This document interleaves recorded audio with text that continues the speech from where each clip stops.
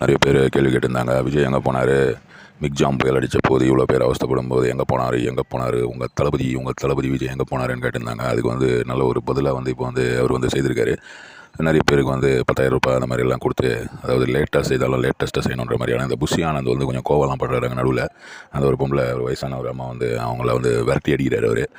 இல்லைப்பா கூலாவுங்க அப்படின்ட்டு விஜய் அங்கே கொஞ்சம் நாடகமாகலாம் நடிக்கிறார். அவர் நாடகம்னு சொல்ல முடியாது, எல்லாமே நாடகம் தாங்க, உலகமே நாடகம் தான். ஆனாலும் இதெல்லாம் பார்க்கும்போது ஒரு நல்ல விஷயம் தான், நல்ல விஷயங்கள் தான் இவர் செய்கிறாரு அப்படின்னு நான் சொல்லுவேன். இது நல்ல ஒரு இனிஷியேட்டிவ் அவர் எடுத்திருக்காரு. அதை நம்ம எப்போவுமே பாராட்டணும். நிறைய பேருக்கு இந்த மாதிரி நல்லதெல்லாம் செய்கிறாரு அவர். விஜய் மக்கள் இயக்கம். ஒரு ஆள் நல்லது செய்யும்போது அது குறை சொல்லிட்டு போகிறது அப்படின்றது அசிங்கம். அது மனுஷனுக்கு அழகு கிடையாது. அதுதான் நிறைய பேர் இந்த ஊரில் நம்ம ஊரில் செய்துன்னு இருக்காங்க.